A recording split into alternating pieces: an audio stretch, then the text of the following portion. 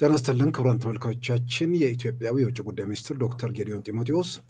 የአዲስ አበባ ዩኒቨርሲቲና ሆርን ሪቪው ተቋም በጋራ ባዘጋጁት መድረክ ላይ በኢትዮጵያና ኤርትራ ግንኙነት ዙሪያ ሰፋ ያለ ማብራሪያ መስጠታቸው ይታወሳል። በዛ ማብራሪያቸው ላይ በርካታ ጉዳዮች አንስተዋል። በተለይም በአሁኑ ወቅት በኢትዮጵያና በኤርትራ መካከል ያለውን ውዝግብ የኢትዮጵያ የባህር በር ጥያቄ ጋር መያያዝ የለበትም፣ በሌላም በኩል በ1990 በኢትዮጵያና በኤርትራ መካከል የነበረውን ጦርነት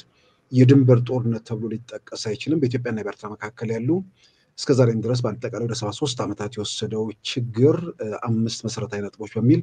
የዘረዘሯቸው ጉዳዮች አሉ። እነዚህን መነሻ በማድረግ ከአያና ፈይሳ ጋር ቆይታ እናደርጋለን። አያና በጣም አመሰግናለሁ። ዶክተር ጌዲዮን ጢሞቴዎስ እንግዲህ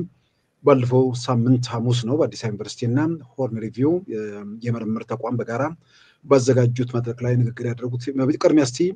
አጠቃላይ ንግግሩን ይዘት እንዴት አየው? ከዛ በኋላ ደግሞ በንግግሮቹ ላይ የተነሱ ዋና ዋና ነጥቦች ላይ ታተኩራለን። በጣም ጥሩ ነው። አመሰግናለሁኝ ሲሳይ። አይ ቲንክ የውጭ ጉዳይ ሚኒስትሩ ጌዲዮን ጢሞቴዎስ ያስቀመጡት ይሄን ብዙ አይነት አቀራረቦች ያሉትን የኢትዮጵያና ኤርትራ መካከል ያለውን ግንኙነት የኢትዮጵያን ደግሞ የባህር በር ፍላጎት ወይም ኮስት ጥርት አድርጎ ሰዎች መረዳት እንዲችሉ በቂ የሆነ መረጃ የሚሰጥ ንግግርን ያደረጉት። ብዙ ነገሮች ተጣብቀውና አንዳንድ ጊዜም አወዛጋቢ እንዲሆኑ ተደርገው የሚቀርብበት ሂደት ነበረ። በተለይ የባህር በር ጥያቄውን ከጣልቃ ገብነት ጋር ተያይዞ ያሉ ችግሮችን፣ የፖለቲካ ጣልቃ ገብነት የኢትዮጵያን ውስጣዊ ሰላም ለማወክ የሚደረጉ እንቅስቃሴዎችን ኢትዮጵያ የምትመለከትበት መንገድ እና እንደ ሀገር ደግሞ በባህር በር ፍላጎታችን ላይ የምንወስደው አቅጣጫ ሁለት የተለያየ ነገር መሆኑን በግልጽ የሚያሳይ ታሪካዊም ደግሞ እስካሁን ድረስ የተመጣበት እንደ መንግስት እንደ ጎረቤት ሀገር መንግስት የኤርትራ መንግስት ኢትዮጵያ ላይ የያዛቸው አቅጣጫዎች ምን እንደሚመስሉ ኢሳያስ ዶክትሪን የሚል ደግሞ አንድ ኮር የሆነ ሐሳብ ያመጡት ሀገሪቱን ሲንግል ሃንድሊ ዓለም እንደሚያውቀው በግላቸው እየገዙ ያሉት የኤርትራው ፕሬዝዳንት አቶ ኢሳያስ አፈወርቂ ለኢትዮጵያ ያላቸው ምልከታ ከትግል ሂደታቸው ከዚህ በፊት የነበረው ጦርነት ከዛ በኋላ ኖ ዋር ኖ ፒስ ሰላም ጦርነት ያልሆነበት 20 ዓመት ከዛም አልፎ አሁን ባለንበት የሚያሳዩትና ያስመዘገቡት ትራክ ሬከርድ የሚያሳየው ዶክትሪናቸው ኢትዮጵያን በማተራመስ የኢትዮጵያ ዝቅ ማለት የኤርትራ ከፍ ማለት እንደሆነ የሚያስብ እንደሆነ ኢሳያስ ዶክትሪን የሚለውን ያሳዩበት ሌሎችም ጥያቄ ሊሆኑ የሚችሉ አንዳንዴም ያላግባብ ስዕል ተስሎ የሚቀርቡ ከባህር በር እና የውስጣዊ ጉዳዮች ጋር ያለን ጣልቃ ገብነት ጥርት ያለ ምልከታ የሚሰጥ ነው ብዬ አስባለሁ። ምናልባት እንግዲህ አያና በዛ ላይ የተነሱ ነገሮች አሉ። ቀደም ሲል በመግቢያ እንደጠቀስኩት በኢትዮጵያና በኤርትራ መካከል አሁን ያለው ውዝግብ አንዳንድ ወገኖች የኢትዮጵያ የባህር በር ጥያቄ ጋር ሊያያይዙት ይሞክራሉ። ነገር ግን አይደለም። ሌላው ቀርቶ በ1990 የነበረውም ጦርነት ከድንበር ጋር የተያያዘ ነው የሚለውም እሱም ትክክል አይገልጸውም። የኤርትራ መንግስት በ1990 በኢትዮጵያና በኤርትራ መካከል በነበረው ጦርነት ወራሪ መሆኑን የኢትዮጵያና የኤርትራ የካሳ ኮሚሽን ባደረገው ውሳኔ ላይ በግልጽ የተመለከተ ነው። ይህም የተባበሩት መንግስታትን ቻርተር አንቀጽ 2 ንዑስ አንቀጽ 4ን በመጣስ በግልጽ ወረራ ፈጽመዋል። ያኔ የነበረው የኢትዮጵያ መንግስት የባህር በር የሚባል ጥያቄ አያነሳም፣ ይልቁንም የባህር በር ጥያቄ የሚያነሱ ወገኖችን ይገፋቸው ነበር። ስለዚህ ጉዳዩ ከዛ ጋር የተያያዘ አይደለም የሚል ነገር ነው እንግዲህ በመልእክታቸው ላይ ዶክተር ጌዲዮን እንትን ያሉትና ያስተላለፉት። ከዛ በኋላ 5 ነጥቦችን በኢትዮጵያና በኤርትራ መካከል ያለው የልዩነት ወይ ደግሞ 73 ዓመታት ለዘለቀው ችግር ብለው 4ቱን በዋናነት ከኤርትራ ጋር ያያይዛሉ። 5ኛው ደግሞ ፍቹ የተፈጸመበት ሁኔታ ላይ ኢትዮጵያ በኩል ያለውን ቅሬታ የሚነዘረዝሩበታሉ። ምናልባት እያንዳንዶቹን እያነሳን ምናልባት መወያየት ከቻለን በመጀመሪያ ደረጃ ያነሱት ኤርትራ በአንድ በኩል የራሷን ነፃነትና ሉዓላዊነት ኢንጆይ ወይ ደግሞ በዛ መደሰት ትፈልጋለች። በሌላ በኩል ደግሞ በኢትዮጵያ ውስጥ ጉዳይም ጣልቃ ገብታ በኢትዮጵያም ተጠቃሚ መሆንን የመሻት ነገር አለና አንደኛው መሰረታዊ ለአሁን ለቀጠለው ችግር እንደ አንድ ምክንያት የሚያነሱት አለና እያሉ በአጠቃላይ 5 ነጥቦችን ነው የሚያነሱት። አዎ ይሄ ምንድነው ኢንዲፔንደንስ ኤንድ ኢንተርፌረንስ ብለው ያስቀመጡት ነፃነት ወይም ሉዓላዊነትን እየፈለጉ በሌላኛው እጅ ደግሞ ጣልቃ ገብነትንና የኢትዮጵያ ውስጣዊ ጉዳይ ላይ ተሳትፎን ለማድረግ የሚደረገውን ጥረት ግልጽ በሆነ ሁኔታ ያስቀምጡታል። የኤርትራ ኢንዲፔንደንስ ወይም ደግሞ ሬፈረንደም አድርገው ኤርትራ ነፃ ሀገር ሆና ተገንጥላ የወጣችበትን ሂደት ሲገልጹ የኤርትራ ህዝብ ሙሉ መብት አለው የራሱ ሀገር እንዲኖረውና ኢንዲፔንደንት ሆኖ ሬፈረንደም አድርጎ መውጣት መብት አለው ግን ከዛ መብት ጋር የሚመጡ ግዴታዎች ደግሞ አሉ አንድ ሀገር ሲወጣ ልዩነቶችን ማወቅ ያስፈልጋል ከዚህ በፊትም የነበረው መንግስት የኢህአዴግ መንግስት ይናገረው የነበረው ጠቅላይ ሚኒስትር መለስ ዜናዊም የተናገሩት የነበረው ጋር በተወሰነ ደረጃ የሚደጋገፍ ነው ተገንጥለው የራስ ሀገር መሆን ፈልገዋል ከዛ ደግሞ ተመልሰው በኢትዮጵያ ጉዳይ ውስጥም ደግሞ አዛዥና ሰሪ አድራጊ ሆኖ ለመገኘት የሞከሩት ወደ ግጭት ወስዶናል ብለው ያስቀመጡበት መንገድ አለ ገንዘብን ከማተም ከኢኮኖሚ ጋር ተያይዞ በኢትዮጵያ ላይ ጫና የማድረግ ኢትዮጵያን የመቆጣጠር ፍላጎት የራስ ሀገርም የመሆን ፍላጎት እና እነኚህ ሁለቱ የሚጣረሱ ሐሳቦች ለማስፈጸም የተሄደበትን መንገድ ነው እዚህ አሁን አንተ ያነሳውን ያስቀመጡት ይሄንን ደግሞ የሚያሳዩ ብዙ ነገሮች አሉ በፖለቲካው መድረክ ላይ በሚዲያውና በፕሮፓጋንዳው ላይ በትጥቅ የመደገፍ እስከዛሬ ድረስ አሉ ምንላቸው የኢትዮጵያ ውስጥ የተነሱ በተለይ ብሔር ተኮር የሆኑ ተቋማት መጀመሪያ ራሱ ቲፒኤልኤፍ ወይም ህወሓት ከዚሁ አካል ከኢፒኤፍ ከሚባለው ከኤርትራ ነፃ አውጪ ነኝ ብሎ ከሚንቀሳቀስ አካል ጋር አብሮ ሰርቶ ነው ወደ ስልጣን ማማ ሊመጣ ይቻለው ኃይልን የገነባው ከነሱ ጋር ነው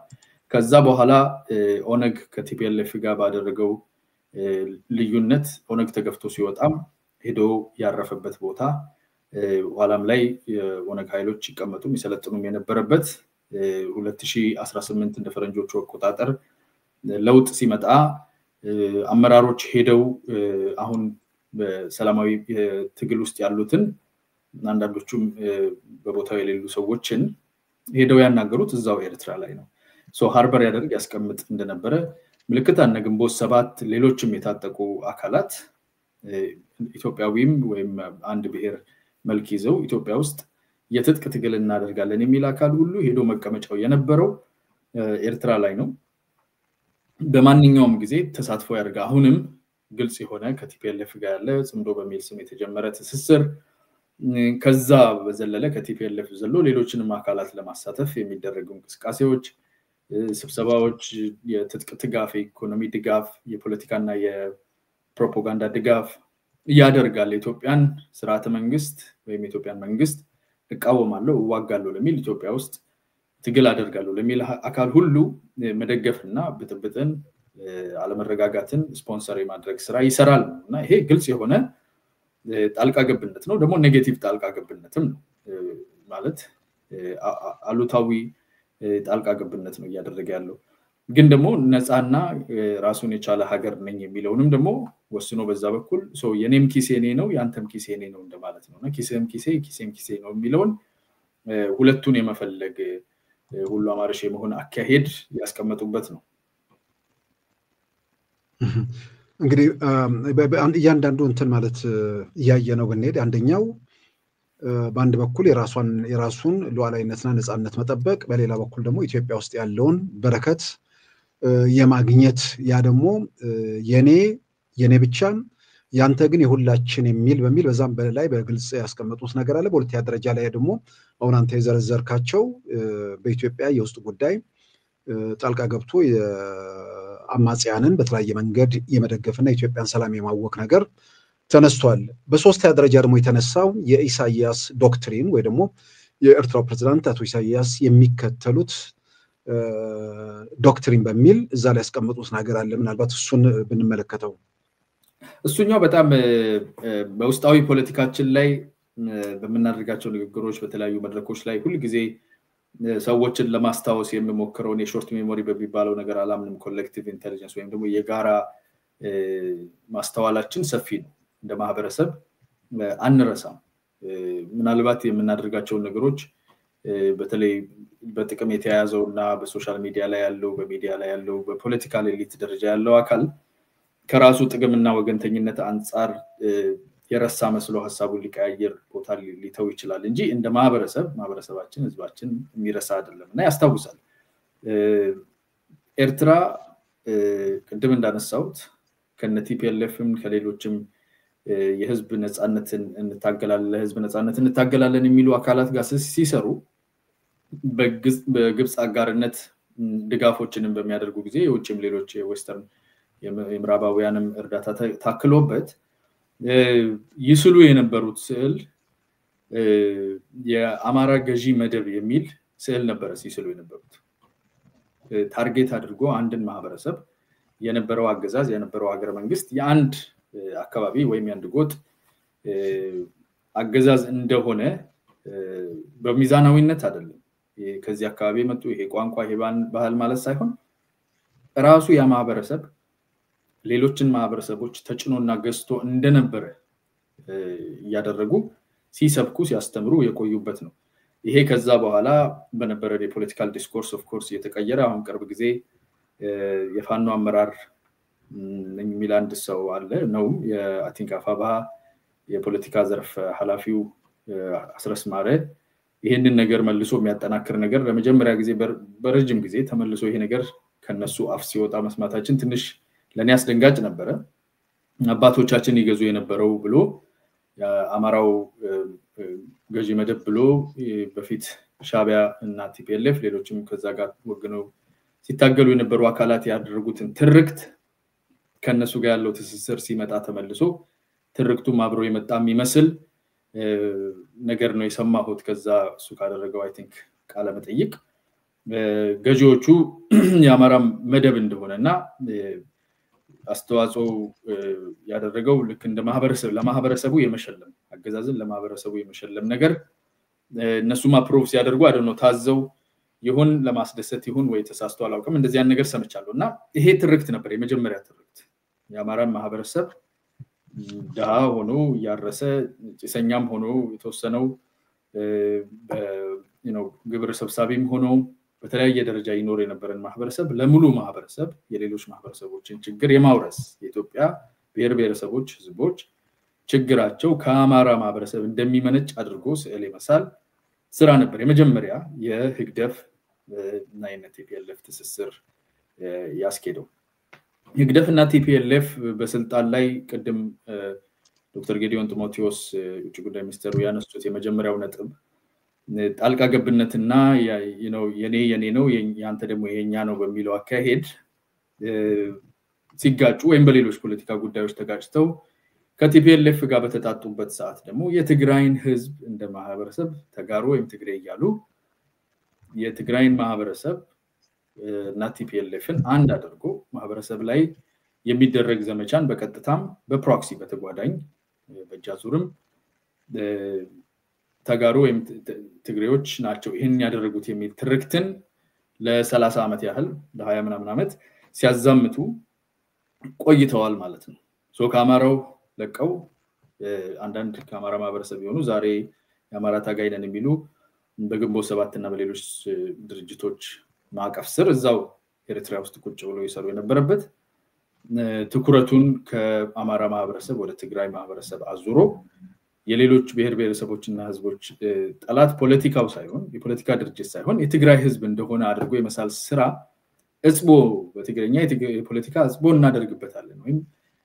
አጥበን እናጸዳዋለን ማህበረሰቡን እስከማለት ድረስ ደፍሮ ይናገር የነበረ በእያንዳንዱ በዓላት ላይ ፕሬዝዳንት ኢሳያስ አፈወርቂ በቀረቡበት በዓል ሁሉ ይህንን ማህበረሰብና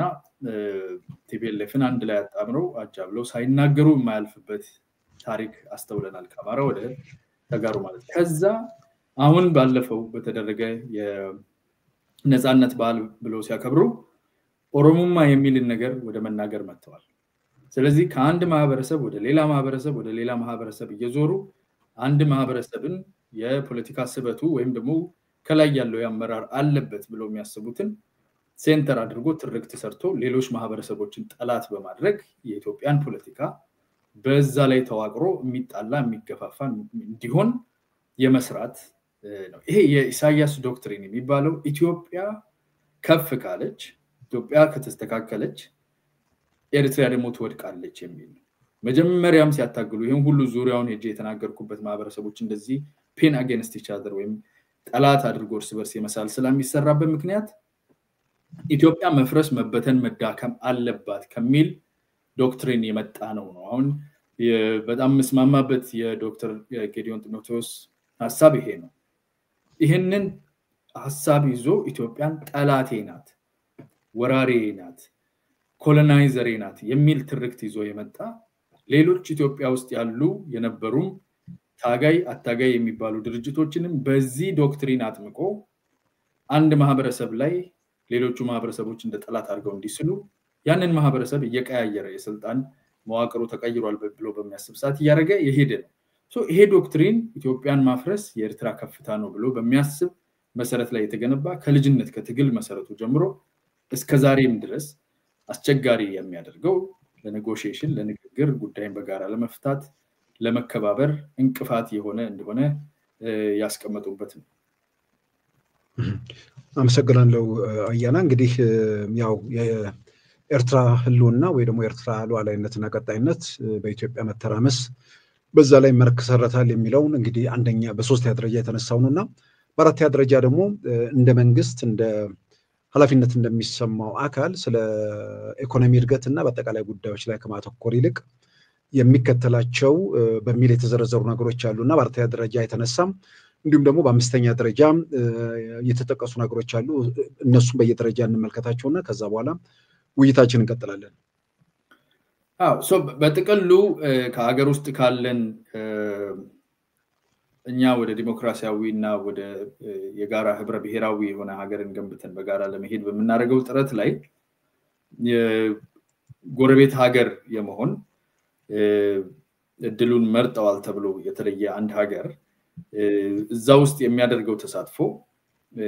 በራሱ ሀገር ላይ ከሚያደርገው ነገር በዘለለ በእኛ ሀገር ላይ ደግሞ ተሳትፎ እያደረገ የኛን ወደ ዲሞክራሲ ወደ ኢኮኖሚክ ኢንቲግሬሽን I think ሌላ የሆነ ቦታም ላይ ይጠቅሱታል። የአጀንዳ አለን እንደ አፍሪካ የያዝናቸው አጀንዳዎች በሰላማዊ መንገድ ነገሮችን የመፍታት የአፍሪካ ችግሮችን በአፍሪካውያን የመፍታት ከዛ ደግሞ ወደ ኢኮኖሚክ ኢንቲግሬሽን ወይም ደግሞ ኢኮኖሚ ትስስሮችን በማጠንከር ኢኮኖሚ ውህደት መፍጠር አልፎም ተርፎ እስከ ፖለቲካል ኢንቲግሬሽን ድረስ የመሄድ አጀንዳ 2063 የሚባለው አጀንዳ 2066 እንደ ፈረንጆቹ አቆጣጠር በ2066 አንድ የማድረግና ወደ አንድ ቦታ የማምጣት ኢንቲግሬሽን የመፍጠር ዓላማ አለና ከዚህ አንፃር ኢትዮጵያ እየወሰደች ያለችው አካሄድ የመረጥን ያለነው መንገድ እና ከዚህ እንግዲህ ኤርትራ ሌላ መንግስት ኖሯት አያውቅም እስከሚታወቀው ድረስ ለ34 35 ዓመት አንድ ግለሰብ ብቻ የገዛት ኤርትራ ናት የምትታወቀው ከሪፍረንደሙ ጀምሮና ኤርትራ ውስጥ በፖለቲካ ተወዳድሮ አማራጭ ኖሮት የኤርትራ ህዝብ ሳይሆን ድራኮኒክ የሚሉት ይሄ በጣም ጠንካራ የሆነ ጭካኔ የተሞላበት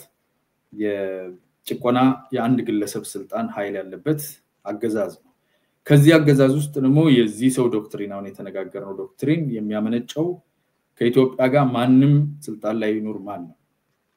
በምንም መንገድ ይቅረብ ጥያቄው በሰላም የሚቅረብ በሰጥቶ መቀበል የሚቅረብ በማንኛውም መንገድ በህጋዊ የሚቅረብ ጠላትነት የተሞላበትና ከኔጌቲቭ ከሆነ ቦታ የሚመጣ እንደሆነ ታይቷል። ይሄ ደግሞ እንደ አፍሪካ ወደ ኢንቲግሬሽን እንደ የአፍሪካ ቀንድም ወደ መሳለጥና አብሮ ወደ መስራት ካለን እቅድ አንፃር በጣም ኔጌቲቭ ነው። ሲሳይ አንድ ላነሳ የምፈልገው ነገር ቅርብ ጊዜ I think በዚህ ሰሞን የኡጋንዳው ፕሬዝዳንት ዩዌሪ ሙሴቬኒ የባህር በር ጉዳይን ጥያቄ አንስተው ነበር። ይሄንን ጥያቄ ብዙ ሰዎች እንዴት እንዳስተዋሉት አላውቅም ግን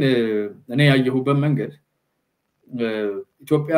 የባህር በር ጥያቄን የምታንቀሳቀስ ብቸኛው ሀገር ትመስል ነበር በተለይ በአፍሪካ እና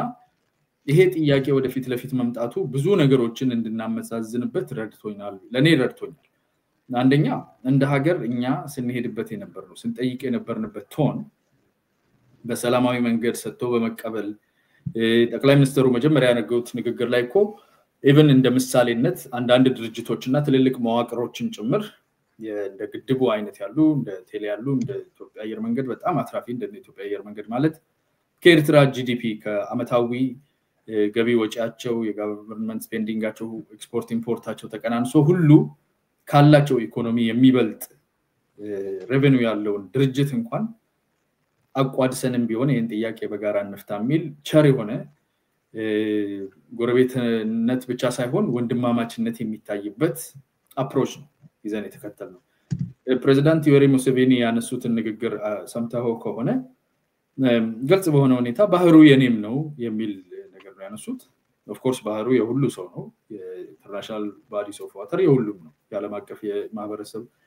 የህዝብ ሁሉ ነው የአንድ ወይም ደግሞ የባህር በር ወይም ወደብ ያላቸው ብቻ አይደለም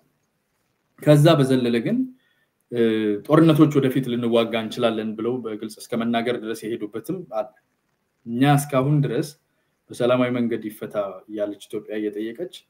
በርቀት ቢሆን እኛ 67 ኪሎ ሜትር ርቀት ላይ ነን ያለነው የዩጋንዳ ቦርደር በኪሎ ሜትር ወደ 800 ኪሎ ሜትር ነው ከህንድ ውቅያኖስ የሚርቀው ማለት ነው እኛ ከ10 ምናምን እጥፍ ነው የሚበልጠው ቅርበታችን በታሪክም ቢሆን የዛሬ 30 ምናምን አመት እኛው ራሳችን ዲጆር ሬፈረንደም አድርገን ኢፌክቱ አይደለም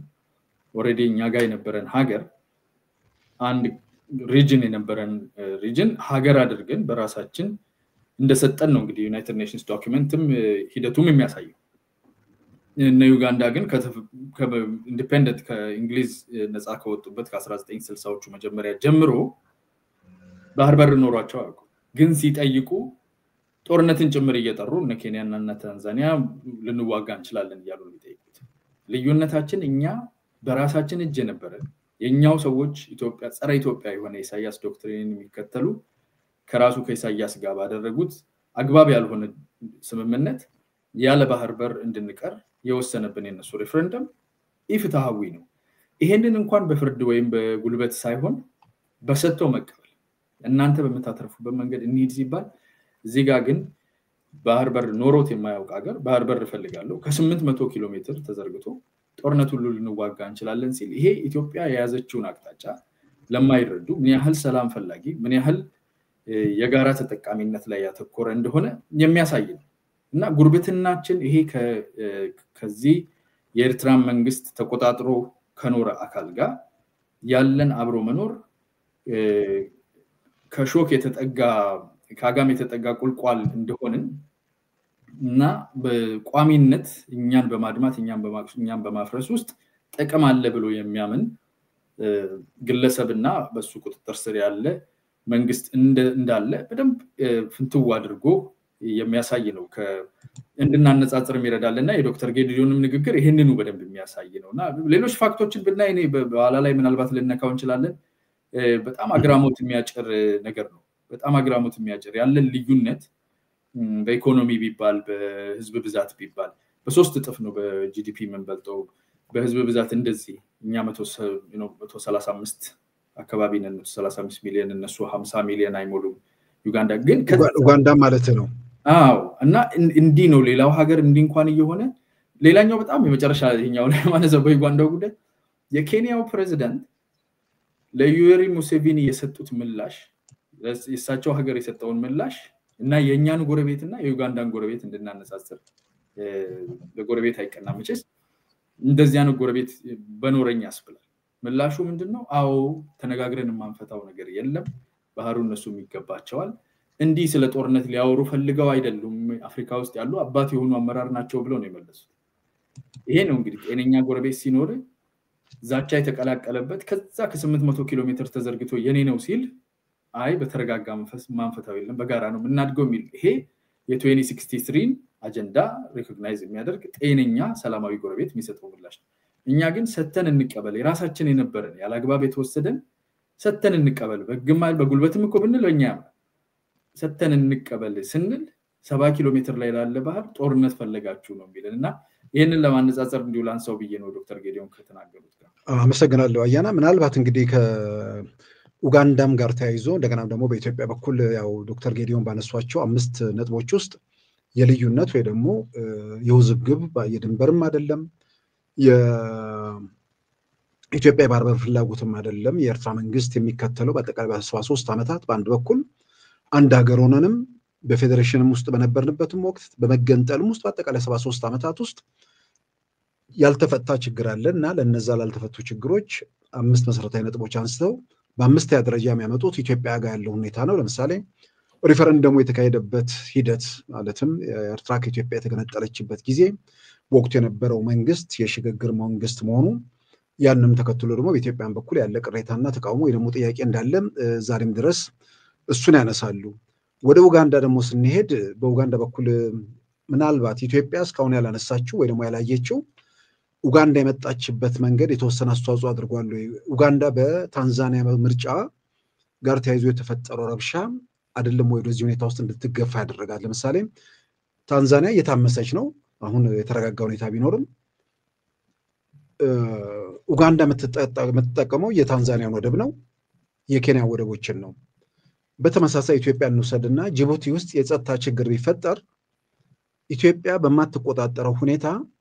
የጅቡቲ የጸጥታ ችግር በኢትዮጵያ ላይ ጫና የሚያሳርፍ የሚችልበት ሁኔታ ይፈጠራልና ስለዚህ የደህንነት ችግር ወይ ደግሞ አጠቃላይ ኢኮኖሚ አደጋ ውስጥ ሀገራት እንዲገቡ የሚያደርግ ነገር ስለሆነ ምናልባት የታንዛኒያ የምርጫ ሂደት ኡጋንዳን የተወሰነ እንዳባነናት ሁሉ ለኢትዮጵያ አዲስ ያላየችውን ነገር አሳይቷታል ማለት እንችላለን ነው ይሄ ነገር። አዎ ለኢትዮጵያ በነገራችን ላይ አንተ ጥሩ እንዳስቀመጥከው ግጭትን ከባህር በር ጋር ለማያያዝ የሚሞክረው ከኤርትራ ጋር ያለው ግንኙነት ዶክተር ጌዲዮን ጢሞቴዎስ ከዚህ በፊት በጻፉትም ደብዳቤ እዚህ ላይ በሚናገሩት በግልጽ የሚያሳዩት በትዕግስት እየተሄደ ነው። ለማመን የሚያስቸግር ለአንዳንዶች ሀገር ወዳድ ግን ትንሽ ጎፍነን ለሚላቸው ሰዎች ደግሞ ዳተኝነት መስሎ እስከሚታይ ድረስ ግን የምንረዳው ይሄ ትዕግስት የሰውን ህይወትም ቀጠናውንም ጸጥታ ብዙ ነገር ለማትረፍ ኢትዮጵያውያንም ኤርትራውያንም አካባቢውንም ለማረጋጋት በሚደረግ ጥረት ዲፕሎማቲክ የሚደረግ ትዕግስት ሊደነቅ ሊከበር እንደሚገባው እረዳለሁ። ግን ይሄ ትዕግስት ደግሞ መጨረሻ እንዳለው ግልጽ በሆነ ሁኔታ ዶክተር ጌዲዮን ጢሞቴዎስም የሚያስቀምጡባቸው ቦታዎች አሉ፣ ይሄንን ያመላክታሉ። ይህ እንዳለ ሆኖ ዩጋንዳ የነቁበት መንገድ ያሳያል። አሁን ቅድም አንተ ያልከው የውስጣዊ ጉዳይ ላይ የሚደረግ ጣልቃ ገብነት ነው ወደማይሆን ሁኔታ የሚወስድ እንጂ የባህር በርን ጥያቄ እዛ ሊደርስ የሚችልበት መንገድ ለማስቀረት ነው ከፍተኛ ትግል እየተደረገ ያለው። ትዕግስትም ደግሞ ሞር ረዘም ያለ ትዕግስት ሞር ዲፕሎማሲ እየፈለግንበት በተለያዩ አቅጣጫዎች በሶማሊያ በኩል ሶማሌላንድ በኩል ያደረግነው አለ፣ በዚህ በኩል አለ፣ የተለያዩ አማራጮችን የምንወስድበት ሞር በተረጋጋ መንፈስ ጊዜ ተወስዶ ናሽናል ኢንትረስትን ለማስመለስ ነው። በሀገር ውስጥ ባለ ጉዳይ ላይ የሚደረግ ጣልቃ ገብነት ግን ትዕግስቱ በጣም ጥንቃቄ የሚጠይቅ ነው። ቢኮዝ በሀገር ሉዓላዊነት፣ ሉዓላዊ መንግስት፣ ሉዓላዊ ድንበር፣ ሉዓላዊ ህዝብ ነው። ከነዚህ ውስጥ ለመሸራረፍ የሚደረግ ሙከራ ኢትዮጵያ ራሷን እንድትከላከል ያስገድዳታል እና ብዙ ጊዜ እነሱ በዚህ በኩል እየነካኩ ችግር እየመጣ ያለው ግን ከባህር በር ፍላጎት ጋር ለማስመሰል የሚሞክሩትንም በደንብ ለይቶ ያሳየ የዩጋንዳውም በደንብ ይሄንን ቅድም ያልኳቸው ነገሮች ጎረቤቱ ጋር ችግር አለ ነገር የሚፈልግ ጎረቤት ይሄንን ሀገር እንዳያድግ ሆን ብሎ የሚሰራ ጎረቤት እንደሆነ ያጋለጠ ነው ብዬ አስባለሁ። ወደ ጥያቄ ናሮሮ ወደሆነው ሐሳብ ስመጣ ዩጋንዳ ሞር ነቅተዋል ካላቸው ርቀት አንፃር የባህር በሩና ባህሩ ላይ ሞር አክቲቭ የሆነ አክሰስ ባህር ኃይል ከማቆም ካላቸው ፍላጎት ይልቅ የመጠቀሚያ መንገዶቹ ከተዘጉ ግጭቶች ችግሮች ከተፈጠሩ ምን ያህል እነሱ ላይ ችግር ሊፈጠር እንደሚችል አውቀውታል። በእኛ በኩል አይተነዋል። ጅቡቲ ላይ አንደኛ አይበቃም አይችልም፣ ወደቡም ትንሽ ነው። የኛ ኢኮኖሚ ይሄድበታል ብለን የምናስበው የምንፈልገው ቦታ ላይ ለመሄድ የጅቡቲ ወደብ ለኛ በቂ አይደለም ሲጀመር። ከዛ በተረፈ በጦርነቱ ጊዜ በጣም አስቸጋሪ የሆኑ ቻሌንጆችን ፖዝ አድርጎብናል፣ አስቸጋሪ የሆኑ ጫናዎችን ፈጥሮብናል። ያቺ መስመር የኢትዮጵያ የደም ስር ናት፣ የደም ቱቦ ነው ተብሎ ያንን መስመር ማቋረጥ እንደ ሀገር ያንን የሚያክል ሀገር በቀላሉ አንድ ቦታ one point of failure የሚሉት አለ እና ሴኩሪቲ ፖይንት ኦፍ ፌሊየር ሲንግል ፖይንት ኦፍ ፌሊየር የሚሉ ሲንግል ፖይንት ኦፍ ፌሊየር ሆኖ መቀመጡ ጤነኛ አይደለም ያን ሲንግል ፖይንት ኦፍ ፌሊየር ደግሞ ከበር ጀምሮ ማስከበር የምንችልበት ባህር ኃይልም የለንም ቋሚ አክሰስ ስላለ ተከራይነን ይወደብ ያ ሀገር ሉዓላዊ ሆኖ በሚመጣና በሚወጣ አቃ ላይም ጫና ሊያደርግብን የሚችልበት አቅም አለ ሶ በዚህ ደረጃ በሌሎች እጅ የኛ ተስፋና ነገና ሴኩሪቲ መሰጠቱ አግባብ አይደለም because አንዳንዶቹ ሀገሮች እኛ በከተሞቻችን ውስጥ ከያዝናቸው ህዝብ የሚያንስ ህዝብ በድርጅቶቻችን ውስጥ ካለ ኢኮኖሚ የሚያንስ ኢኮኖሚ በአንዳንድ ዲፕሎማቲክ ግንኙነታችን ወይም ደግሞ እንጻዎቻችን ያላቸውን እድሜ የሌላቸው ሀገራት የኛን ነገ የኛን አቅም በዚህ ደረጃ መቆጣጠር መቻል ይሄንን አይነት susceptibility ይሄንን አይነት የተጠቂነትን በር ከፍተን መቀመጥ ትክክል አይደለም ይሄ ናሽናል ኢንትረስት ነው ናሽናል ሴኩሪቲ ነው ማንኛውም ኢትዮጵያዊ ሊሰማው የሚገባ ከማንኛውም ፖለቲካ ተነጥሎ መታየት ያለበት ሀገር ወዳለው የሚል ሰው ይሄ ሀገር ጉዳይ ነው ማንንም ሊክደው የማይችል ነገር ነው ሶ ይሄንን በመጣደፍ በጫና ለማድረግ ከመመለስ ቋሚ የሆነ መልስ በዛ ከመሄድ ይልቅ ቋሚ የሆነ መልስ የመፈለግ የትግስት መንገድ አለ በቀጥታ መጥቶ ከቲፒኤልኤፍ ጋር ሰርቼ ከፋኖች አስታጥቄ ከኦላዎች ጋር ሰርቼ ከነገሌ ጋር ሰርቼ ጦር መሳሪያ ኢትዮጵያ ውስጥ ያስተኮስኩ ኢትዮጵያን መስቀልቀል አደርጋለሁ የሚለው አካሄድ ግን ቀጥተኛ የሆነ አጸፋ ሊያመጣ ስለሚችል እሱ ላይ ግልጽ የሆነ ምልክት ይሰጣል because ቀጥተኛ የሉዓላዊነት ጥሰት ነው ኢንተርናሽናል ተቀባይነት የሌለው ነው ይሄንን አካሄድ መተው አለበት አንድ ጎረቤት ሀገር መተው አለበት ሉዓላዊ ነኝ የሚል ከሆነ ሉዓላዊነቱን አክብሮ ክብሩን ጠብቆ መኖር መቻል አለበት የሚልና እነኚህ ሁለቱን የመለየት ስራ ነው የዩጋንዳው ግን በደንብ አሳይቶናል ዩጋንዳ በምርጫ ትንሽ ተረበሸብኝ ብሎ እንዲካለ እኛን አስበን በምን ያህል ተይዘን እንዳለን ይሄን የሚያክል ሀገርና ግን እንትን የኔ አንጻራዊነቱን የኮንትራስት የሚሉት አለ አይደል ጥቁር ብቻውንና ጥቁር ከነጭ ጎን ይጎላልና ጉዳያችን በደንብ እንዲታይ ከለሩ እንዲታይ ጉላቱ ምን ያህል አንገብጋቢ እንደሆነና ማጋነን እንዳልሆነ ጠቅላይ ሚኒስትሩ ሲናገሩ የህልውና ጉዳይ ነው ከታፈንን ከታነቀ ሲሉ ምንድነው ዝም ብሎ ነው የሚለውን ህዝብ እውነትም ለካ ታንቅነ ታፈነን ሆን ተብሎ ባንገታችን ገመድ ገብቶ ተሰምሮ ተዘግቶብን የምንኖር እንደሆነና ደህንነታችን ስፖንሰር የተደረገ በመሃላችን ያለ መበታተንና ጥላቻና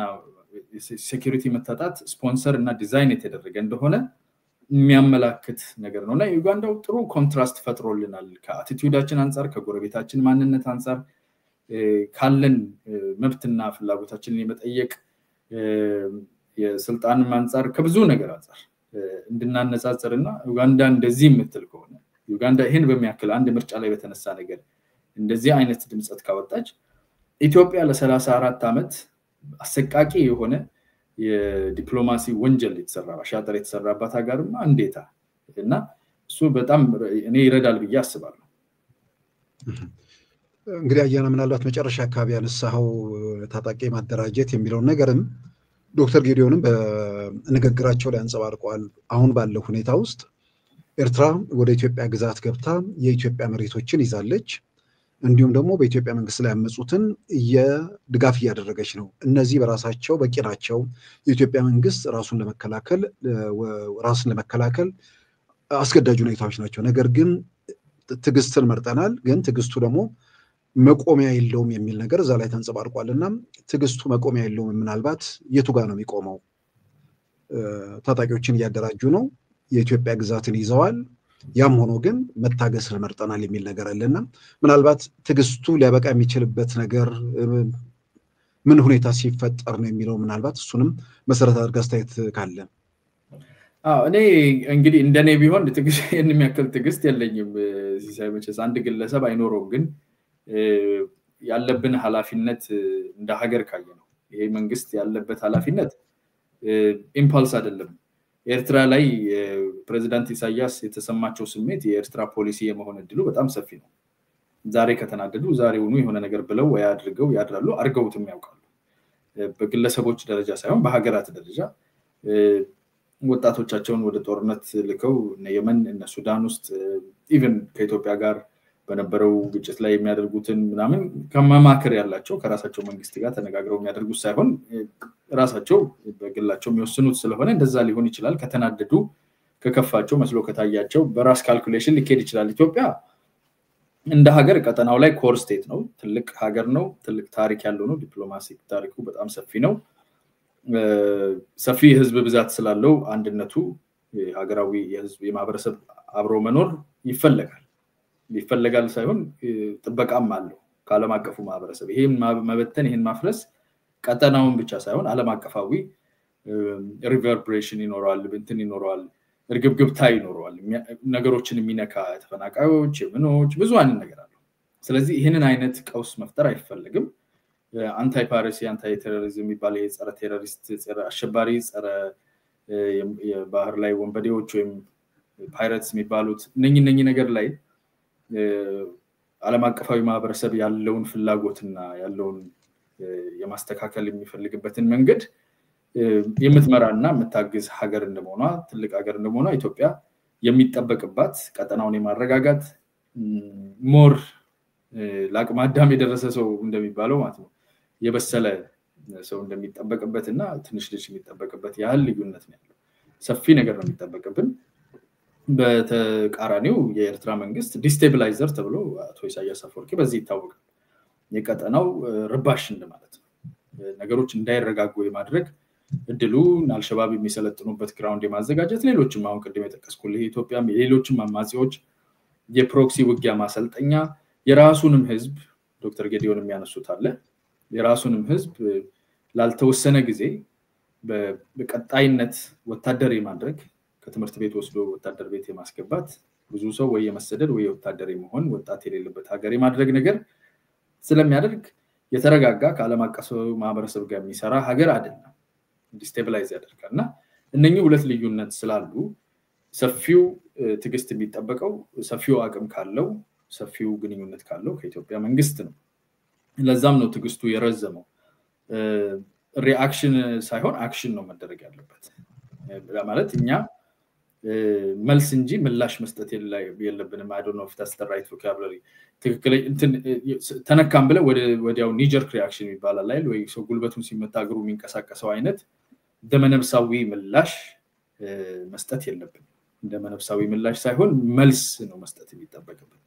ያን መልስ ለመስጠት እንገደዳለን ከቀጠለ ያን መልስ ከመስጠት ውስጥ ጉዳቶች ይኖራሉ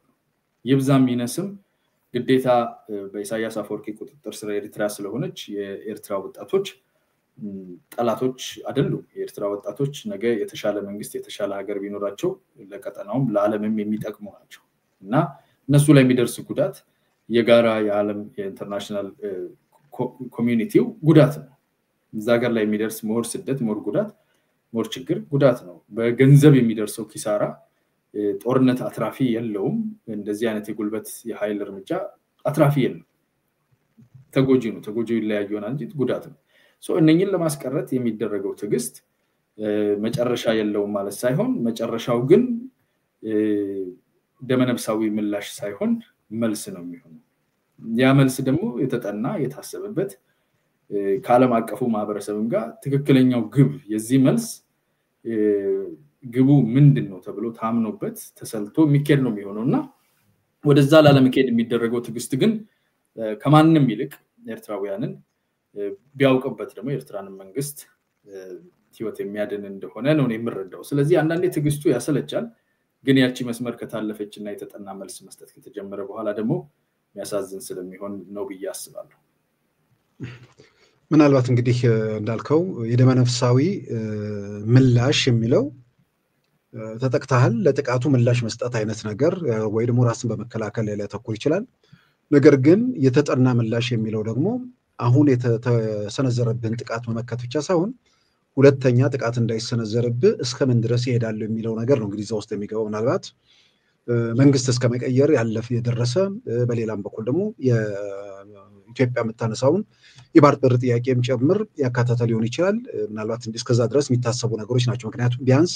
ግን ሁለተኛ ያ ነገር እንዳይፈጸም ለማድረግ ነው በዚህ ሂደት ውስጥ ግን ዓለም አቀፉ ማህበረሰብ በተለይም ደግሞ አሜሪካ አሁን ኢኮኖሚስት ላይ በወጣው ዘገባም እንዳየነው ማሳድ ቦሎስ የዶናልድ ትራምፕ መልክተኛ የኢትዮጵያው ጠቅላይ ሚኒስትር ዶክተር አብይን ባነጋገሩበት ወቅት የኃይል አማራጭን እንዳይጠቀሙ ጥሪ ማቅረባቸውን የሚመለከት ነው በሌላ በኩል ያሉ መረጃዎችም ይሄን ያረጋግጣሉ እነሱ አካባቢ ምንድነው ሱዳን ቀውስ ውስጥ ነች። እንደገና ሶማሊያም ያለው ሁኔታ አልሻባብ እንደገና ሪከቨር እያደረገ ነው፣ በደንብ እየተንቀሳቀሰ ነው። የሱዳንም አጠቃላይ ነገር ይህ ጦርነት ከተነሳ ደግሞ ነገሩ የበለጠ አካባቢው ቀውስ ሲሆን ወደ ትርምስ ውስጥ ይገባል የሚል ስጋት ስላላቸው የኢትዮጵያ መንግስት ጥያቄውን ተረድተውታል። ነገር ግን በኃይል እንዳይፈጽመው ግፊት ያደርጋሉ የሚል ነገር አለና ይሄን ግፊት እስከ መቼ መቋቋም ይቻላል? ደግሞ ይሄንን ግፊት ለነርሱ ከዚህ በላይ ይሄን ነገር መሸከም የበለጠ አካባቢውን ተጨማሪ ቀውስ ይጋብዛል እንጂ ቀውሱን አያስቀርም የሚለውን ነገር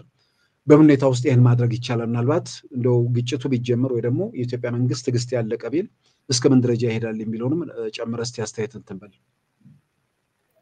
እንግዲህ ኢንተርናሽናሊ ያሉ አካላት ያላቸው ፍላጎት የኢትዮጵያን ጥቅም ወይም የኢትዮጵያን ሉዓላዊነት ማዕከል ያደረገ አይደለም። በግልጽ መታወቅ ያለበት ነገር ነው።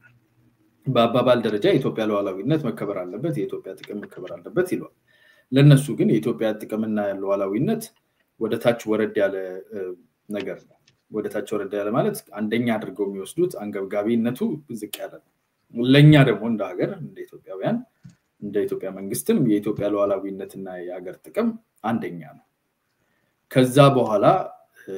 የቅድሚያ ለጎረቤቶቻችን ሰላምና ጤና፣ ለቀጠናዊ ትስስር፣ ከዛ ቀጥሎ ከዛ ደግሞ ለዓለም አቀፉ ማህበረሰብና ለዓለም አቀፉ ጸጥታና ሰላም ግሎባል ሲቲዝነሪያችንን እንዴት እንወጣለን የሚለው ነው የሚመጣው። እነሱ ደግሞ በተገላቢጦሽ የግሎባሉ ይቀድማል ብሎ ነው ግሎባሉ ላይ ፎከስ ነው የሚያደርጉት። ለምን? ግሎባሉ ነው የሚመለከታቸው። ዓለም አቀፋዊ የሆነው ነገር ውስጥ ነው የነሱ ጥቅሞች አሉት። እሱን የማመቻቻል ነገር ነው። የውጭ ጉዳይ ሚኒስቴሩ የዶክተር ጢሞቴዎስ ንግግርና መልእክትም ኦዲየንሱ አንዱ ትልቁ በእንግሊዘኛ ቋንቋም ነው የሆነበት ምክንያት የኛ ትግስት መጨረሻ እንዳለው ለማሳወቅ ብቻ ሳይሆን ዓለም አቀፉ ማህበረሰብ ያንን የሚፈልገውን ዓለም አቀፋዊ ጥቅም ማለት ሱዳን ውስጥ ያለው ነገር እስኪረጋጋ ድረስ እንደዚህ የሚላቸው ነገሮች ተፈጻሚነት ሊኖራቸው እንደማይችል በዶክትሪን ደረጃ ታሽቶ የሚስተካከል ሳይሆን በዶክትሪን ደረጃ ችግር ያለበት አካል ሱዳን ውስጥም እግሩን አስገብቶ ወታደር አስገብቶ እየሰራ እንደሆነ እኛ ሀገር ላይም ጥሰቱ ግልጽ የሆነ ፍላግረንት እንደሆነ ፓይረሲውም ላይ ከአልሸባብም ጋር ከዚህ በፊት የነበረውን ግንኙነት ሁሉን ነገር አይተው ይሄንን አካል ማይሰማ ከሆነ ማስተካከል ቅድሚያ መሰጠት አለበት። ቅድሚያ መሰጠት ያለበት በሁለት ምክንያት ነው። አንደኛ ለኛ ቅድሚያ ይሄ ስለሆነ ቅድሚያ ስጡ። ሉዓላዊነታችን ዓለም አቀፉ ማህበረሰብ እንዲረጋጋ ብለን ሉዓላዊነታችንን እያስጣስን አንቀጥልም። ስለዚህ አንገብጋቢነቱን ማወቅ አለባቸው። እንደ ኮር ስቴት ፕራዮሪታይዝ ማድረግ አለባቸው የሚለውን ያው ሲግናላቸውን ፍሌር ሲግናላቸውን ሰተናቸዋል። ከዚህ በፊትም ተሰጥቷቸዋል። ደብዳቤዎች ተጽፈዋል። 17 ሀገሮች ይመስለኛል የተላከ ተደጋጋሚ ነው እየገባቸው ይሄዳል። የነገር ፍሪኩዌንሲው ሲጨምር እና አንዳንድ ጊዜ ፖስቸሪንጉን ምናምን የተቀየረ ይመጣል። በዲፕሎማቲክሊ የሚፈስበት የራሱ አካሄድ አለው። ከአንደኛው ወደ ሌላኛው የሆነ ሰዓት ላይ ኢንተርፌር ለማድረግና ይሄንን ጉዳይ ኦኬ ተነጋግረን የጋራ ጉዳዩ ዓለም አቀፋዊ ነገር የሚፈታው የኢትዮጵያን ቅድሚያ የምትሰጠውን ሉዓላዊነት ጉዳይ ከፈታን ነው የሚለውን ወደዛ የሚመጣበት ሂደት ይኖራል ብዬ አስባለሁ። ያው እነኚህ ነገሮች ብዙ ጊዜ በውስጥ ነው የሚወሩትና የአደባባይ የሚሆነው ሞር ዓለም እንዳለ እንዲሰማልን የሚፈልገውና ህዝባችንም አዌርነስ እንዲኖረው ካለ ፍላጎት ነው ብዬ አምናለሁ። ስለዚህ እነሱ ቅድሚያ የሚሰጡት ኦፍ ኮርስ እኛ ታግሰን የፈለጉበት ድረስ መጥተው ሉዓላዊነት እንደፈለገ ተጥሶ የሱዳን ጉዳይ ወይም ቀጠናው ላይ ያለ ነገር ወይ አልሸባብን መምታት ላይ ሰርተን እሱ ሲዳከም በኋላ ላይ ተመልሶ የኛ ዲፕራዮሪታይዝድ ሆኖ በኋላ ላይ ብናደርግ ይመርጣሉ። ቢኮዝ የነሱ ትኩረት አንደኛው አድርገው የሚያዩት ነገሮች እየተባባሱ እንዳይሄዱና ለመቆጣጠር የሚያስቸግር እንዳይሆን ዝም በሉ ቻሉን ከናንተ ትግስት ይጠበቃል ትልቅ ናችሁ የሚለው ላይ ጫና ያደርጋሉ። ያ ጫና ይበቃናል እኛ የሆነ ሰዓት ላይ። ስለዚህ ሊበቃን ስለሚችል እየደረሰ ስለሆነ ይልቁን አይናችሁን ገልጣችሁ ይሄንን ነገር ከዚህ አንግል ማስተካከሉ ላይ ቅድሚያ እንድሰጡ የሚለው ማስታወሻ ነገር ነው ያስባሉና ባላንስ ነው። ኢንተርናሽናል ዲፕሎማሲ ሁሉ ጊዜ የድኩበት ቦታ ሁሉ ብለው ኢንተርናሽናል ዲፕሎማሲ ከሰባዊ መብት ጋር ከፍትሃዊነት ጋር ከመናምን ጋር ያለው ግንኙነት በጣም የወሬ የለበጣ ነው። ዋናው የዲፕሎማሲ ኢንተርናሽናል ዲፕሎማሲ ኮሩ ናሽናል ኢንትረስት ነው እያንዳንዱ ሀገር ናሽናል ኢንትረስቱን ሰንቆ ነው የሚመጣው የሚናገራትን የሚያደርጋትን ነገር ሁሉ ከዛ አንፃር ነው ቻይናም አሜሪካም ሳውዲ አረብ ኤሚሬትም ኢትዮጵያም ሁሉም ከዛ አንፃር ነው የሚናገሩ ስለዚህ እኛ ቅድሚያ የምንሰጠው ናሽናል ኢንትረስታችንን ነው እሱን ደግሞ የምናየው አሁናዊ ጥሰትን ማስቆም ላይ ነው አሁናዊ ጥሰት የማይቆም ከሆነ እነሱ ናሽናል ኢንትረስታችን አለበት የሚሉት አላያንሶቻችን ከእስራኤል ጋር ያላቸው አላያንስ ከሌሎች ሀገሮች ጋር ያላቸው አላያንስ ባብል መንደብ ላይ ያላቸው ኢንትረስት በአጠቃላይ የባህር እንትኑ ላይ ምንድነው ከዚህ ከሽብርተኝነት ከፓይረሲ ጋር ያላቸው ጥያቄዎች ይሄ ሁሉ የነሱ ኢንትረስት ከኢሚግሬሽን ማስ ኢሚግሬሽን ጋር ያላቸው ፍርሃትና እሱን ኮንትሮል ለማድረግ የሚያደርጉት ይሄ ሁሉ ፍላጎታቸው መና እንደሚቀር ማወቅ አለባቸው የኛ ናሽናል ኢንትረስት የሚጣስ ከሆነ እኛ ለሱ ቅድሚያ ስለምንሰጥ እዛ ላይ ተናቦ መስራት ያስፈልጋል ነው ይሄን አይ ቲንክ አዌርነሱ ተፈጥሯል ኮንቨርሴሽኖቹም ይሄዳሉ ብዬ አስባለሁ ምናልባት አያና ኢትዮጵያ መንግስት እየታገስኩ ነው ያው ትግስቱ የሆነ ቦታ ላይ ይቆማል ብሏልና ምናልባት ባንተ ግምገማ ትግስቱ የትና ምን ሁኔታዎች ሲሟሉ ሊቆም ይችላል ሁለተኛ ደግሞ ቀደም የተጠና ምላሽ እንጂ የዝም ብሎ ግብቷ የሆነ ምላሽ ያስፈልግም የሚል ነገር ተነስቷልና በተጠና ምላሽ ምንድነው የምትጠብቀው የኢትዮጵያ መንግስት ምን ሁኔታ ሲሟላ ወደ ትግስቱ ያበቃል የሚለው ነገር ባንተ ግምገማ እስቲ እኔ የተጠና ምላሽ የሚለው እውነት ለመነጋገር ያለም አቀፉ ማህበረሰብ ከተወሰኑ ጥቅም ያላቸው አመራር ያላቸው አካባቢዎች ወይም የተመሰጠረ ፍላጎት ያላቸው ይሄ ሂድን ኢንትረስት የሚባል ያላቸው ካልሆኑ በስተቀር የኢሳያስ አፈወርቂ መንግስት ለኤርትራም ለቀጠናውም አደጋ ነው ብለው የሚያምኑ ብዙዎች ናቸው እንደነ ግብጽ በግልጽ እየተጠቀሙበት ያሉና ለማንኛውም ጊዜ እዛ ቀጠና ላይ ኢትዮጵያን ተወዳዳሪ እንዳትሆን ካደረግን በአካባቢው ላይ በአጠቃላይ ተወዳዳሪ ሊሆነን የሚችልም የለም ብለው የሚያምኑ ሳይቃጠል በቀጠል የኢትዮጵያን ጉዳይ ወደ ኋላ ማስቀረት ስራ መሰራት አለበት ብለው ለረጅም ጊዜ ይሰሩ እንደነ ግብጽ ያሉ ከነሱም ጋር በሌላ ጥቅም ትክክስር ምናልባት ተጓዳኝ ግንኙነት ያላቸው ሚድል ፓወሮች ሊኖሩ ይችላሉ ከዛ ውጪ ግን ያለም አቀፉ ማህበረሰብ በተለይ ምዕራባውያኑ የምስራቁም ኃይል የሚያውቀው ኤርትራ ቀጠናውን የሚያተራምስ ለጸጥታ ለደህንነት አደጋ የሆነ መንግስት ተጥሎባት ነው ያለው ኦቨርዱ ነው ይሄ መንግስት ለመውረድ በፊት ለፊት መጥቶ ሉዓላዊነት ምናምን ይሉናል ከናሽናል ኢንትረስታቸው ከያንዳንዳቸው ከሀገራዊና ከቀጠናዊ ፍላጎቶቻቸው አንፃር ግን ይሄ አካል አጥፊ እንደሆነ የችግር ምንጭ እንደሆነ ረጅም ሬፑቴሽን ታይቶበታል በስነ ስርዓት ባላቸው ኖርሞች የማይራመድ ባድ ዲሊንግስ ያሉት ኤምባርጎዎችን ጥሶ መሳሪያና ነዳጅ የሚገዛ የተለያዩ ዝውውሮች ሰው ዝውውር ብዙ ነገር የሚደረግበት እንደሆነ ስለሚታወቅ ይሄ አካል ተነስቶ ኤርትራ ውስጥ ጤነኛ የሆነ የህዝብ መንግስት ሪሌቲቭ ዲሞክራሲ አው ዲሞክራሲው ሙሉ በሙሉ ያለበት ቦታ የትም የለም ግን ሪሌቲቭሊ የኛ ደግሞ በጣም ዝቅ ያለ ስለሆነ ወደ አፍሪካ ሪሌቲቭ የተሻለ ይሄ ያው ኤርትራ የመጨረሻው ዝግ ነው የመጨረሻው ነው ኖርት ኮሪያና ኤርትራና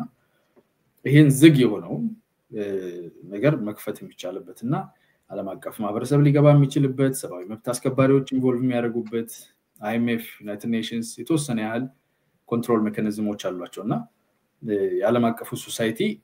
ኖርም የሚለዋልና ያንን ኖርም ሪሴት የሚደረግበት ኤርትራን ወደዛ ኖርም ወደዛ ፎልድ ማስገባት የሚቻለው ይሄ መንግስት ሲወርድ ነው ብለው ያምናሉ ሮግ ኔሽን ነው ብለው ኢንተርናሽናል ኮሚኒቲ ስለዚህ እሱን ማስገባት የሚችል ትክክለኛ ጤነኛ ሐሳብ ያለው ኮንስቲቲዩሽን ያለው ፓርላማ ያለው ኦፖዚሽን አላው የሚያደርግ በተወሰነ ደረጃ ትራንስፓረንሲ ያለው ይሄን ጨለማ ማንሳት ቢቻል የማይስማማ ያለ አይመስለኝም ብዙዎቹ ተጠቃሚ ከሆኑት ውጪ ነው ማለት ስለዚህ ለዚህ እነሱ ተባባሪነታቸውን ለሚወሰደው ይሄ ግብታዊነት ሳይሆን የተጠና ምላሽ ሲደረግ የዛ ምላሽ አካል መሆን አለበት ተማክረው ምን ያሉት አይገማም እንዲሉ ተማክረን ነው መንፈልገውኛ ኃላፊነትም ስላለብን ከዓለም አቀፉ ማህበረሰብ ጋር ተነጋግረን ተማክረን የምንወስደው እርምጃ ቅቡልነትም እንዲኖረው ትብብርም እንዲኖረው ተግባብተን ለመስራት የሚደረግ ጥረት ነውና እዛ ቦታ ለመድረስ ግን እነሱ አሁን ኢትዮጵያን በመጫን ቀጠናው ላይ ያሉት ሌሎች ነገሮች እስኪ በስሉ ድረስ እናንተ አትንቀሳቀሱ የሚለውን አንሱልን ነው ጫናው አንሱልን ቢኮዝ ሉዓላዊነታችን እየተጣሰ የኛ ደህንነት ኮምፕሮማይዝ በሚሆንበት ሁኔታ ሌላ ቦታ ያለ ነገር ፕራዮሪታይዝ ልናደርግ አንችልም የሚለውን ከጨረስን እና እነሱ ኦኬ እንረዳቸዋለን ነገሩ እየተባባሰ ነው የሚለው ነገር ጋር መግባባት ጋር ተደርሶ የተጠና ጤነኛ የሆነ እርምጃ ከመጣ አይ ቲንክ ወደዛ የሚኬድ ይመስለኛል ከዛ በዘለለ የዓለም አቀፉ ማህበረሰብ ፕራዮሪታይዝ ማድረግ አቅቶት የኛን ነገር ሊያስቀድምልን ሳይፈልግ ቀርቶ ስራቹ ያውጣቹ አይነት ወይም ተው ወይም ተሙ ወይም ራሳቹ ቻሉ ከተባለም ጉዳዩ የሚሄድበት መንገድ ታይቶ ራስ አገዝ የሆነ እርምጃ ለመውሰድ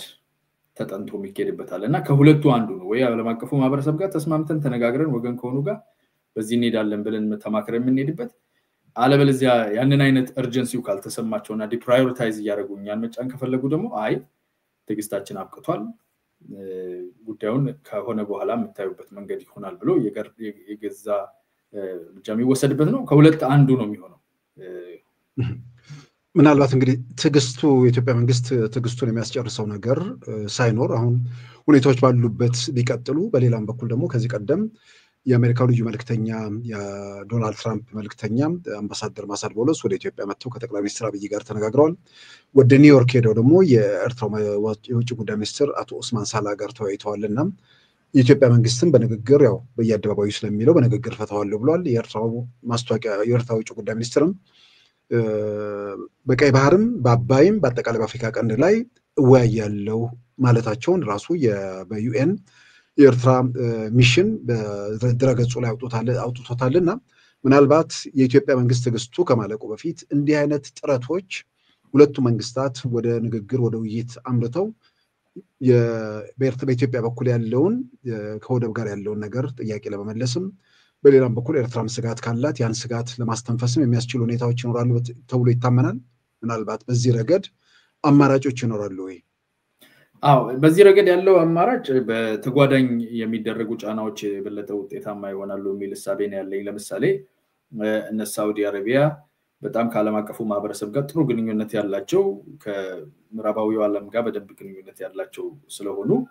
የዓለም አቀፉ ማህበረሰብ ከዚህ አካል ጋር የሚያደርጉትን ግንኙነት በቀጥታም ሆነ በተጓዳኝ እንዲያርሙ ያደረጉ ይሄዱ ያሉበት መንገድ ሌሎች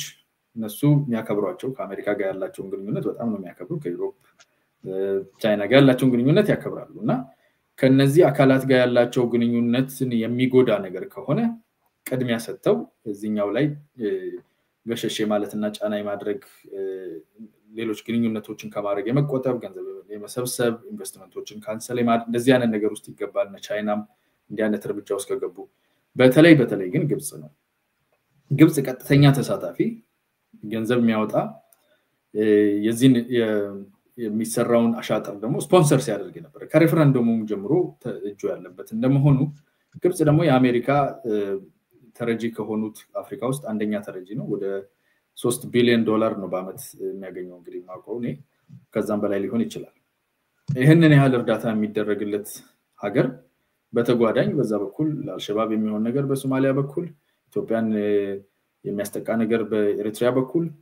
እያገኘ እሱን እያከፋፈለ ሄሊኮፕተሮችን እስከ መላክ ድረስ ሶማሊያ ውስጥ የታየ ነገር ነውና ይሄንን እያደረገ በዚህ በኩል መታችሁኛ መጫናት ይችላል እዚህ አካል ጋር ቀጥተኛ ተሰራላችሁ ይሄንን አካል ተውካላችሁ ይሄ ከሱ የሚላላከው ከሱ የሚበላው እጅ ደግሞ ይሰበሰብልናል በተጓዳኝ የሚደረጉ ጫናዎች የተሻለ ውጤት ሊያመጡ ይችላሉና እነኚህ በሮች የሚዘጋጉበትና በቂ ትኩረት የሚሰጠው ከሆነ ምናልባት ተነጋግሮ ጤነኛ ቢሄቪየር ለማሳየት እጁን ለመሰብሰብ አትሊስት ቢያንስ ለተወሰነ ጊዜ ወደማይሆን እርምጃ የማይገባበትን መንገድ ከቦታዎች ላይ የመውጣት ሰዎችን ኢትዮጵያውያን ዜጎች የሆኑትን ቦታ አንዳንድ ቀበሌዎችን ይዞ ለማስተማርና የራሱ ህዝብ የማድረግ ማለት የህዝብ ሉዓላዊነታችንን የመጣስ የመንግስት ሉዓላዊነታችንን በማስታጠቅ በማዝመት የመጣስ የድንበር ሉዓላዊነታችን ወይ መሬት ሉዓላዊነታችንን ጥሶ በመግባት በሶስቱም በኩል እየጣሰ ያለውን እጁን የመሰብሰብ የመቆጠብ ነገር እንዲያደርግ በተጓዳኝ ጫና ማድረግ አይ ቲንክ የቀረው ሊሰራ የሚችል በየማስበው እሱ ነው እዛ ላይ እንግዲህ ምን ያህል ይሰራሉ because አንዳንዱ ነገር አሁን ነው የምናገረው በዲፕሎማቲክ ደረጃ ሲቀርብ ሞር እንትን ሊፈጥር ይችላል ፍሪክሽን ሊፈጥር ይችላል አሜሪካውያኑ ግብጽ አመራርን እንዲህ አድርጋቸዋል ብለው የሚሉትን ነገር ሞር ፕሩቭን የሆነ ኤቪደንስ የተደገፈ ነገር ካልሆነ በስተቀር አሊጌሽንስ እንደዚህ አይነት ሪሌሽንሺፕን የማሻከር ነገር አለ እነሱ ደግሞ ከእስራኤል ደህንነት ጋር ተያይዞ ከባህር መመላለሻ መንገዱ ላይ ካላቸው አድሚኒስትር ከሚያደርጉት ካናል ጋር ተያይዞ ከብዙ ነገር ጋር ተያይዞ ለእኛ ቅድሚያ ይሰጣሉ ስለዚህ ለዛ ቅድሚያ ሳይሰጡ እኛን ቅድሚያ ከልክለው ለዛ ቅድሚያ የሚሰጡ ከሆነ ይሄን ጫና ለማድረግ ምርጫ ካደረጉ እኛ ራሳችንን ቅድሚያ ስለምንሰጥ ቅድም ያልኩህ ራውት ውስጥ እንመለሳለን ማለት ነው ያው ገመድ ጉተታ at some point ግን ጫና ማድረግ የሚችሉበት እጅ አላቸው ቀጥታ ባይሆንም በተጓዳኝ የሚረዱ አካላትን መጫን ይቻላል ማለት ነው አመሰግናለሁ እንግዲህ አያናም ያው የውጭ ጉዳይ ሚኒስትር ዶክተር ጌዲዮን ጢሞቴዎስ በኢትዮጵያና ኤርትራ ግንኙነት ዙሪያ ባለፈው ሐሙስ ማለት በዛሬ ሳምንት ሐሙስ በአዲስ አበባ ዩኒቨርሲቲና የሆርን ሪቪው የምርምር ተቋም ባዘጋጁት መድረክ ላይ ያደረጉትን ንግግር መነሻ አድርገን ነው የተወያየነው ምናልባት እንደማጠቃለያም ለምን በዚህ ሰዓት ለምን አሁን ዶክተር ጌዲዮን አጠቃላይ በኢትዮጵያና በኤርትራ መካከል ያለውን ግንኙነት በተመለከተ የልዩነቶቹ መንስኤ ጨምሮ አጠቃላይ ጉዳዮች ላይ በዚህ መጠን እስካሁን ድረስ በዚህ መጠን አልተብራራምና ለምን ይሄ ወቅት ተመረጠ እና የሚለውን ጨምሮ በአጠቃላይ እንደማጠቃላይ የምታነሳው ነገር ካለ አው ይሄ ወቅት ወሳኝ ወቅት ነው አንደኛ እኛ የባርበር ጥያቄያችንን ያቀረብን ያለንበትን መንገድ በተለየ ስዕል ለመሳልና ጠባጫሪነት አስመስሎ ለማየት በህዝብ ዘንድ ያለውን ውይይት ውስጡ ምንሳተፍበትን በተነሳበት ቦታ ሁሉ በአለም አቀፍ ማህበረሰብም ዘንድ ልክ ኢትዮጵያ ውስጣዊ ችግሮችን ለማስረሻ የባህር በርን ጥያቄ እንዳነሳች ድንገት ዛሬ እንደተነሳ አድርጎ ለመሳል የጠባጫሪነት ምልክት አድርጎ ለመሳል የሚደረገውን ሙሉ በሙሉ ያንን ጥያቄ የሚመልስና የሚያጋልጥ ነው አንደኛ ስለዚህ የባህር በር ላይ ያለንን ጥያቄ ጉዳዩን ለይቶ ከማስቀመጥ አንፃር ነው ሁለተኛ ጥሰቶችን መታገስም ደግሞ በቂ ትግስት የተደረገበትና የሄደበት ያለው መንገድ በቅርብ ጊዜ የምናያቸው በጣም ግልጽ ይሆን ፍላግራንት ይሆን ፊት ለፊት ይወጡ እንትን የሀገር ጥሰቶች እየታዩ እነኚህ ጥሰቶች የምናረጋውን ትግስት በውስጥ ለማረጋጋት ኮንቴን ለማድረግ ኦሮሚያ ክልል ላይ ያለውን ዛው ኮንቴን ያማራ ክልልን ኮንቴን የትግራይውንም በፕሪቶሪያው ዲል መሰረት ዛው ኮንቴን የማድረጉ ሂደት ሊቀጥል የማይችል ነው ስለዚህ ይሄንን ከመሰረቱ የመፍታት ፍላጎት ስላለ ወደዛ እንዳንሄድ የሚከለክለንን ነገር ሁሉ ለማንሳት የሚደረግና በጣም አስቸኳይ ነው እንደውም ትግስት እንዳልኩ ቅድም ለአንዳንዶች ሞር ጉዳዩንም ከተወሰነ አንፃር ለማያው ሰው ትግስት አስጨርሶ ኢትዮጵያውያን ምንድነው ዳተኝነቱ ለምንድነው እንደዚህ የማይባለው ለምንድነው የማይከደው ለምንድነው የማይደረገው ሚላልና እሱ የራው ብዙ ነገር ኃላፊነቱ ሰፊ ስለሆነ ኢንትሪኬሲው በጣም ኮምፕሊኬትድ የሆነም ስለሆነ ስራው የሚደረግ ትግስት እንዳልኩም ደግሞ ግብታዊነት ወይም ደግሞ በስሜት ተነስቶ የሚደረግ ሳይሆን በተረጋጋ መንፈስ ታስቦ ታልሞ ተጠንቶ የሚወሰድ አላማ ያለው እርምጃ ነው የሚያስፈልገውና ለዛ ተብሎ የሚደረግ ትግስት ነው እንጂ ይሄንን ያህል መታገሳችንም እኛ ሆነን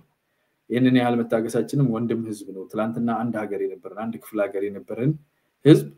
ዛሬ ተነስተን በዚህ ደረጃ ማይሆን መሪ ላይ ተሰንቅሮበት 35 አመት በዚህ ደረጃ ረግጦ ሲገዛው